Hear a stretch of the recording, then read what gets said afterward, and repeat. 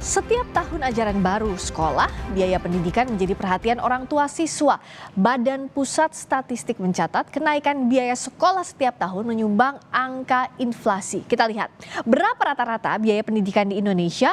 Kalau dari data BPS, saudara, ada peningkatan rata-rata biaya pendidikan setiap tahunnya. Di tahun 2021, rata-rata biaya pendidikan sekolah dasar adalah 3,24 juta rupiah dan meningkat menjadi 3,32 juta rupiah di 2022. Sementara untuk tingkat SMP, rata-rata biaya pendidikan pada 2021 adalah 5,59 juta rupiah. Di tahun 2022 meningkat menjadi 5,71 juta rupiah. Lalu bagaimana dengan tingkat SMA? Ada peningkatan dari 7,8 juta di 2021 menjadi 8,1 juta di 2022. Untuk menyelenggarakan pendidikan yang lebih berkualitas, pemerintah pada 2022 menyisihkan anggaran hingga 574,9 triliun rupiah. Sementara di tahun 2023 meningkat menjadi 612,2 triliun rupiah. Lalu apa langkah yang harus dilakukan agar bisa menahan laju peningkatan biaya pendidikan? Kita akan bahas setelah tayangan berikut ini. Badan Pusat Statistik BPS mencatat biaya pendidikan dari tahun ke tahun terus meningkat. Bahkan komponen pendidikan, utamanya biaya sekolah swasta, jadi salah satu penyumbang inflasi pada Juli 2023 karena bertepatan dengan tahun ajaran baru.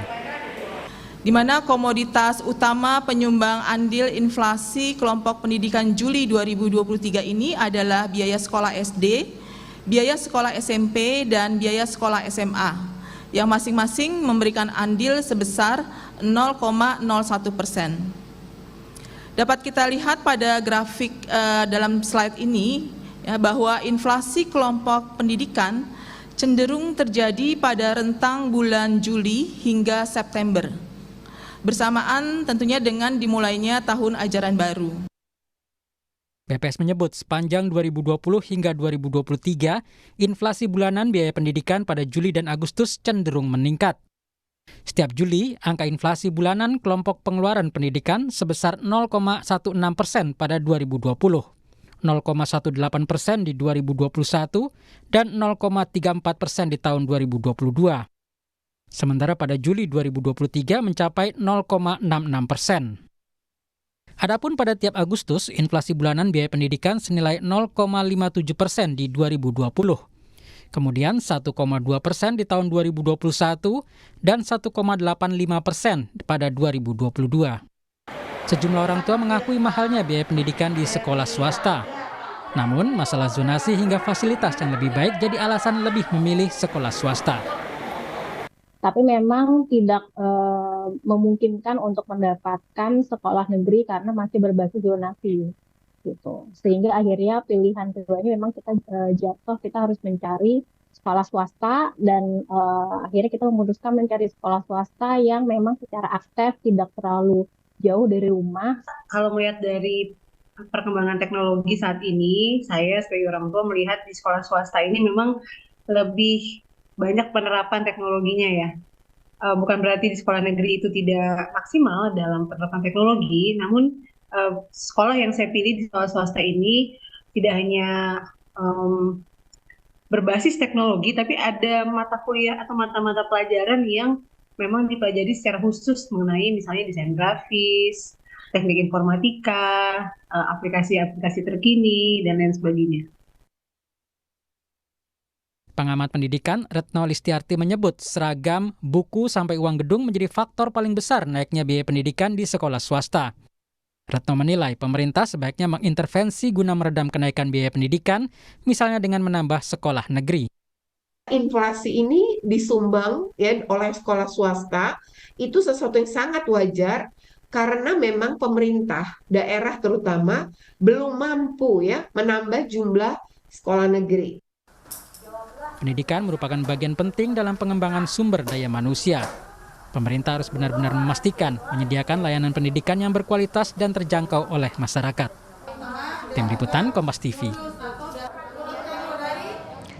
Badan Pusat Statistik mencatat kelompok pengeluaran untuk pendidikan menyumbang kenaikan inflasi pada Juli 2023. Hal ini terjadi karena biaya sekolah khususnya di swasta terus naik setiap tahun. Apa yang harus dilakukan pemerintah agar biaya sekolah tidak semakin mahal? Kita akan bahas bersama anggota Komisi 10 DPR dari fraksi PDI Perjuangan Andreas Hugo Parera serta pemerhati pendidikan Doni Kusuma. Selamat malam Bung Andreas juga Pak Doni. Selamat malam Friska, selamat malam Pak Doni. Selamat malam. Kalau dari Bung Andreas dulu, ini saya kedua-duanya ya, ke Bung Andreas juga ke Pak Doni.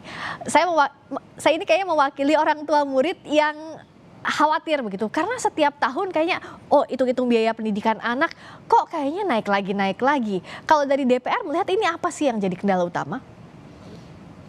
Ya, kalau ya seperti tadi juga dari penjelasan dari orang tua siswa mungkin tadi yang disampaikan itu, biaya pendidikan yang mahal ini memang disebabkan oleh pungutan-pungutan yang ya tambahan lah, pungutan ekstra karena fasilitas ekstra yang juga disiapkan oleh sekolah tersebut gitu.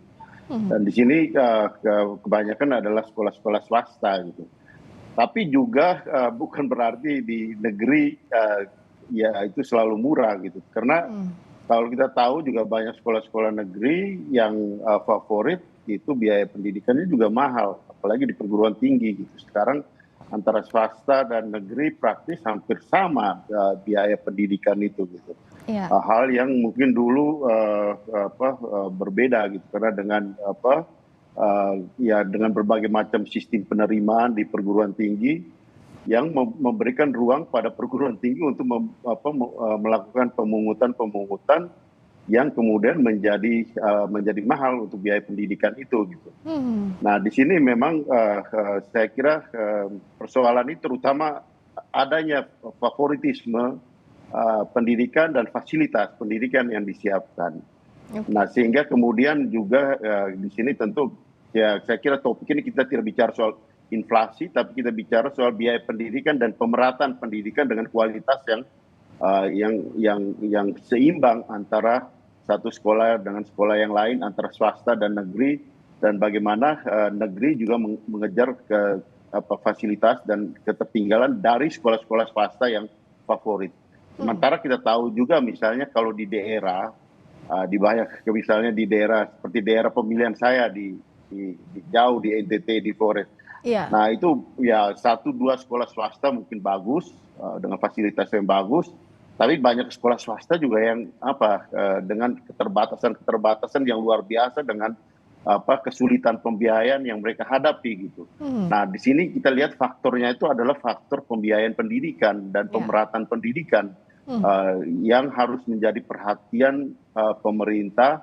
Ya tentu dengan ya kita semua gitu, dalam arti keterlibatan masyarakat untuk memberikan pandangan dan masukan-masukan terutama juga dari para ahli pendidikan, sehingga dengan demikian pemerataan pendidikan, pemerataan kualitas pendidikan, dan kemudian ketersediaan pembiayaan pendidikan yang juga berkeadilan.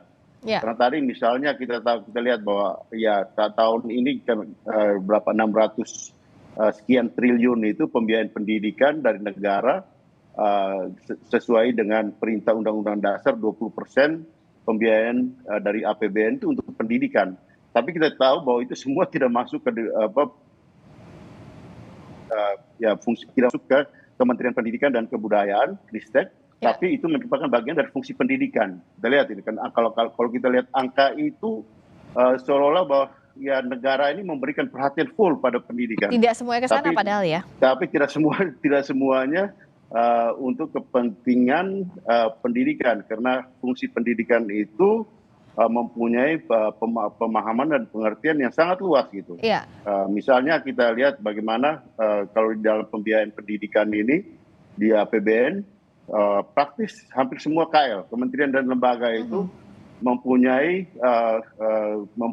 aspek fungsi pendidikan yang dibiayai juga oleh negara gitu. Dan rata-rata pembiayaan pendidikan, fungsi pendidikan dari kementerian dan lembaga yang bukan di Kementerian Pendidikan, Kemendikbudristek, itu jauh lebih mahal dibandingkan dengan di perguruan tinggi formal atau di lembaga-lembaga pendidikan formal. Jadi disitulah kita lihat bagaimana ketimpangan itu terjadi, sehingga di sini ya perlu ada evaluasi yang menyeluruh kalau kita bicara soal pembiayaan pendidikan dan keadilan di dalam pembiayaan pendidikan itu gitu. Kalau Pak Doni lihatnya dari hulu sampai hilirnya apa ini yang jadi kendala utama? Biaya pendidikan naik terus setiap tahunnya. Ya Mbak, kalau saya lihat sebenarnya ada 5 argumentasi ya mengapa pendidikan kita mahal. Pertama, dari dulu sampai sekarang pendidikan itu berkorelasi dengan naiknya kebutuhan pokok. Biasanya hitungannya itu harga beras. Dan itu dari tahun 90 sampai sekarang itu relasinya hampir sama. Artinya harga-harga itu pasti akan selalu meningkat, naik seiring dengan kebutuhan pokok, termasuk juga nanti kenaikan bensin dan lain-lain. Itu pasti akan mempengaruhi seluruh biaya-biaya pendidikan. Nah, korelasi ini akan membantu kenaikan biaya pendidikan karena pembiayaan apa yang dibutuhkan untuk sekolah itu semakin meningkat. Seperti yang utamanya ya, misalkan seragam, sepatu, tas, transportasi, ya. Dan apalagi dengan kebijakan kementerian ini yang memberikan kebebasan pemerintah daerah untuk membuat seragam yang macam-macam, ada seragam adat, itu akan semakin berat lagi. Apalagi kasus di Jawa Timur misalkan ya, satu sekolah itu bisa sampai 3 juta, 4 juta hanya untuk membayar untuk uang tahun ajaran baru, termasuk seragam, topi, lalu sepatu, kaos, ya, dan lain-lain, termasuk itu ada pakaian adat. Nah ini kan pakaian adat kan itu sesuatu yang tidak murah ya, dan seragam itu dulu zaman saya kan hanya 2, seragam sekolah nasional dan pramuka saja sudah itu selesai. Tapi sekarang itu masih ada seragam sekolah yang khas, lalu ada seragam adat ya di pemerintah daerah, itu menjadi mahal. Lalu kemudian yang ketiga, pembangunan renovasi sekolah-sekolah. Jadi sekolah-sekolah swasta itu kalau dia membangun, merenovasi kan juga dana dari masyarakat, maka biasanya dibebankan kepada orang tua murid baru. Dan ini juga ada korelasinya dengan kebijakan zonasi, karena apa? Batasan kuota zonasi itu akhirnya membuat banyak sekolah kan harusnya berpindahnya ke sekolah-sekolah lain yang non negeri, sekolah swasta, dan sekolah swasta itu membiayai sendiri. Lalu yang ketiga, kesadaran publik akan pentingnya pendidikan, maka sekarang banyak orang tua ingin menyekolahkan anaknya sampai SMA, kemudian sampai perguruan tinggi. Dan yang terakhir, ironisnya kebijakan pendidikannya yang tidak mendukung. Tadi pertama dari sisi anggarannya 20%, tetapi misalkan tahun 2023 Kementerian Pendidikan dan Kebudayaan hanya dapat 13%, jadi sekitar 80,22 triliun saja. Dan itu sangat sedikit ya. Sementara dana BOS, lalu kemudian kalau dana BOS itu biasanya langsung ke sekolahannya. Dan ke sekolahannya pun juga tentu saja tidak efektif, karena dengan metode SIPLA, sekarang dengan aplikasi, biaya-biaya pembelian barang-barang di sekolah itu semakin mahal. Artinya apa? Barang-barangnya sama, di toko sebelah lebih murah, dengan aplikasi jadi lebih mahal. Lalu kemudian kebijakan pemerintah yang terkait dengan pembiayaan pendidikan ini ya masih kurang. Untuk kartu Indonesia kuliah aja, KIP kuliah saja tahun ini kan drastis karena tidak ada anggarannya, artinya sangat kurang gitu. Sementara saya berpikir di beberapa kebijakan pendidikan itu ada memikirkan untuk dana abadi pendidikan ya hampir 100 triliun kalau saya lihat itu dananya yang pernah dikatakan Ibu Sri Mulyani ya kalau tidak salah. Dana abadi pendidikan. Padahal itu kan anggaran pendidikan yang seharusnya dipergunakan untuk membuka akses. Gitu. Tetapi yang dipakai adalah bunganya yang dipakai untuk proses pendidikan. Nah ini kan sebenarnya sesuatu yang harus dipertimbangkan juga, dan terutama memang dari sisi kebijakan pendidikan, dan ini dari sisi undang-undangnya Mbak. Jadi undang-undang sistem pendidikan nasional kita itu memang tidak ada pasal-pasal yang membahas secara khusus tentang 20% anggaran, padahal konstitusinya jelas 20% anggaran dari pusat dan dari daerah, dan itu hampir separuhnya habis untuk membayar gaji guru, yang lain ditransfer ke pemerintah daerah, yang mekanisme transparansi dan akuntabilitasnya pun juga banyak dipertanyakan. Mungkin itu akhirnya membuat ya pendidikan kita menjadi runyam, menjadi semakin mahal. Nah, Komisi 10 dari sisi regulasi tadi, dari sisi pembiayaannya, apa yang bisa didorong sebagai partnernya pemerintah untuk ini? Ya, dari kita kalau lihat dari hulunya ya, artinya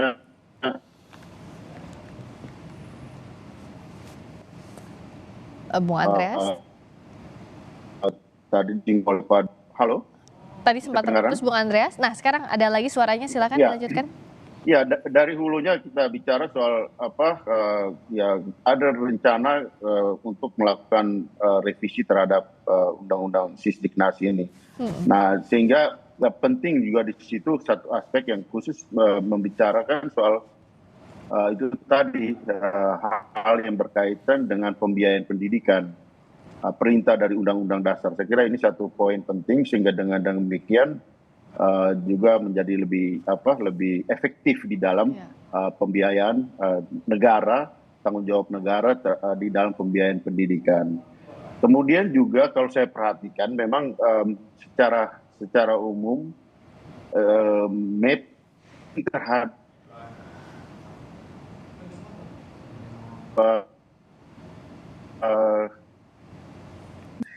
kurang atau belum dilakukan secara baik, sehingga menjadi hal yang berkaitan dengan zonasi tadi gitu.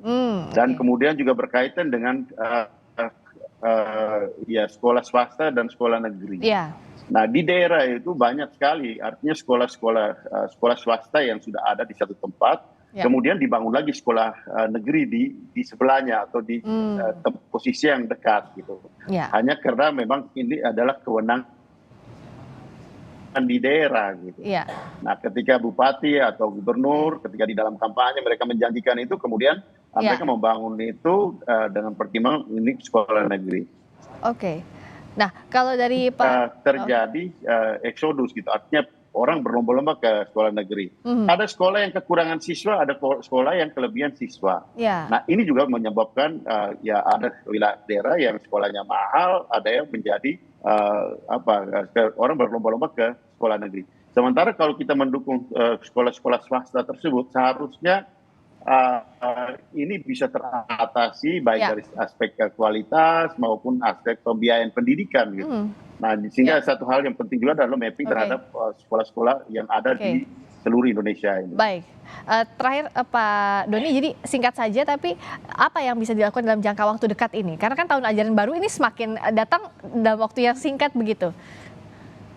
Ya, kalau dalam jangka waktu dekat, tentu saja kalau dari sisi pemerintah perlu dalam proses penganggarannya ya, karena penganggaran pendidikan ini ada di kementerian, lebih baik itu untuk KIP dan Kartu Indonesia untuk anak-anak kuliah itu diperbanyak. Jadi ayolah kita berikan akses kepada masyarakat untuk bisa mengakses dunia pendidikan.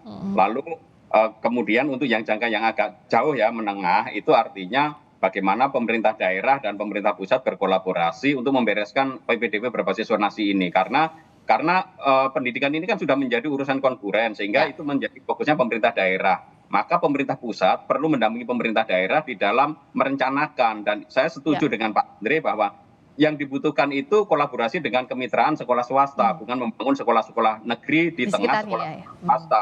Ya, itu akan mematikan sekolah-sekolah swasta juga. Caranya seperti itu. Maka perlu kerjasama dan perlu perubahan paradigma lah. Pemerintah harus melihat bahwa sekolah swasta itu pun ijazahnya adalah ijazah negara gitu. Kalau mereka lulus, artinya itu kualitas hasil dari pendidikan sebuah negara. Maka ada keseimbangan lah di situ. Kalau memang tidak ada sekolah negeri sama sekali atau sekolahnya sama sekali tidak mencukupi, tentu saja bisa dipertimbangkan untuk membangun sekolah-sekolah negeri di sana. Tetapi ini tetap butuh komitmen dan analisis yang lebih tepat, karena data-data sekarang itu sudah ada banyak.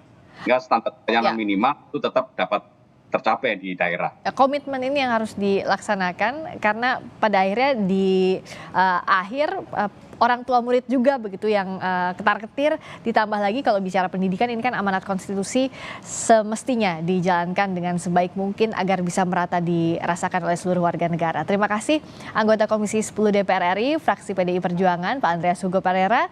Terima kasih juga pemerhati pendidikan Pak Doni Kusuma. Terima kasih, selamat malam Bapak-Bapak.